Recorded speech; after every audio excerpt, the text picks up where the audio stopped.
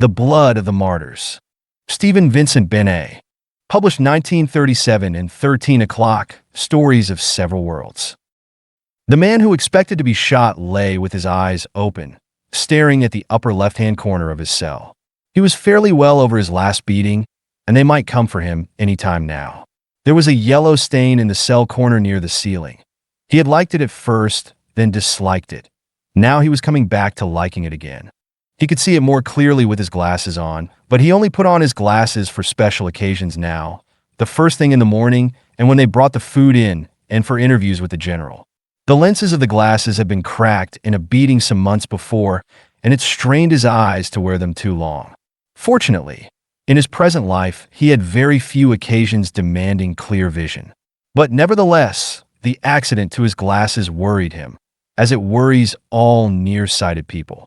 You put your glasses on the first thing in the morning, and the world leaps into proportion. If it does not do so, something is wrong with the world. The man did not believe greatly in symbols, but his chief nightmare, nowadays, was an endless one in which, suddenly and without warning, a large piece of glass would drop out of one of the lenses, and he would grope around the cell, trying to find it. He would grope very carefully and gingerly, for hours of darkness, but the end was always the same. The small, unmistakable crunch of a replaceable glass beneath his heel or his knee. Then he would wake up sweating, with his hands cold. This dream alternated with the one of being shot, but he found no great benefit in the change. As he lay there, you could see that he had an intellectual head, the head of a thinker or a scholar, old and bald, with the big, domed brow. It was, as a matter of fact, a well-known head. It had often appeared in the columns of newspapers and journals, sometimes when the surrounding text was in a language Professor Malzius could not read. The body, though stooped and worn, was still a strong peasant body and capable of surviving a good deal of ill treatment, as his captors had found out. He had fewer teeth than when he came to prison, and both the ribs and the knee had been badly set, but these were minor matters. It also occurred to him that his blood count was probably poor. However, if he could ever get out and to a first-class hospital, he was probably good for at least 10 years more of work. But, of course, he would not get out. They would shoot him before that, and it would be over. Sometimes he wished passionately that it would be over, tonight, this moment. At other times he was shaken by the mere blind fear of death. The latter he tried to treat as he would have treated an attack of malaria, knowing that it was an attack but not always with success. He should have been able to face it better than most. He was Gregor Malzius, the scientist, but that did not always help. The fear of death persisted, even when one had noted and classified it as a purely physical reaction. When he was out of here, he would be able to write a very instructive little paper on the fear of death. He could even do it here if he had writing materials, but there was no use asking for those. Once they had been given him, and he had spent 2 days, quite happily. But they had torn up the work and spat upon it in front of his face. It was a childish thing to do, but it discouraged a man from working. It seemed odd that he had never seen anybody shot, but he never had. War, his reputation, and his bad eyesight had exempted him from active service. He had been bombed a couple of times when his reserve battalion was guarding the railway bridge, but that was quite different. You were not tied to a stake, and the airplanes were not trying to kill you as an individual. He knew the place where it was done here, of course. But prisoners did not see the executions. They merely heard, if the wind was from the right quarter. He had tried again and again to visualize how it would be, but it always kept mixing with an old steel engraving he had seen in boyhood. The execution of William Walker, the American filibuster, in Honduras. William Walker was a small man with a white, semi-Napoleonic face. He was standing very correctly dressed in front of an open grave, and before him a ragged line of picturesque natives were raising their muskets. When he was shot, he would instantly and tidily fall into the grave, like a man dropping through a trapdoor. As a boy, the extreme neatness of the arrangement had greatly impressed Gregor Malzius. Behind the wall there were palm trees, and, somewhere off to the right, blue and warm, the Caribbean Sea. It would not be like that at all, for his own execution, and yet whenever he thought of it as being like that. Well, it was his own fault. He could have accepted the new regime. Some respectable people had done that. He could have fled the country, Many honorable people had. A scientist should be concerned with the eternal, not with transient political phenomena, and a scientist should be able to live anywhere. But 30 years at the university were 30 years, and after all, he was Malzius, one of the first biochemists in the world. To the last, he had not believed that they would touch him. Well, he had been wrong about that. The truth, of course, was the truth. One taught it, or one did not teach it. If one did not teach it, it hardly mattered what one did. But he had no quarrel with any established government. He was willing to run up a flag every Tuesday, as long as they let him alone. Most people were fools, and one government was as good as another for them. It had taken them 20 years to accept his theory of cell mutation. Now, if he'd been like his friend Benét, a fellow who signed protests, attended meetings for the cause of world peace, and generally played the fool in public, they'd have had some reason to complain. An excellent man in his field, Benét, none better, but outside of it, how deplorably like an actor, with his short gray beard, his pink cheeks, and his impulsive enthusiasms. Any government could put a fellow like Benét in prison, though it would be an injury to science, and therefore wrong. For that matter, he thought grimly, Benét would enjoy being a martyr.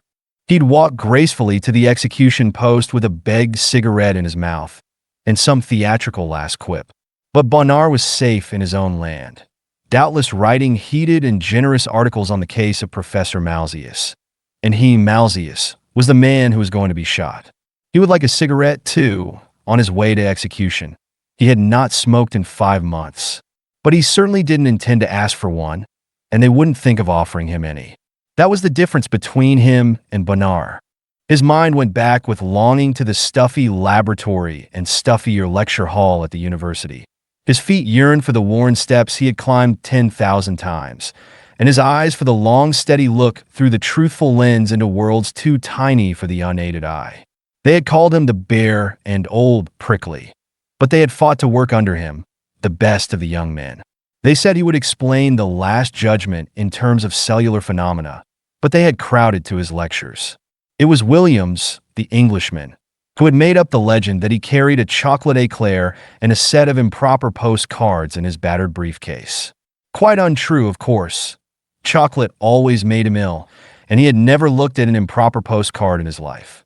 And Williams would never know that he knew the legend, too, for Williams had been killed long ago in the war. For a moment, Professor Malzius felt blind hate at the thought of an excellent scientific machine like Williams being smashed in a war.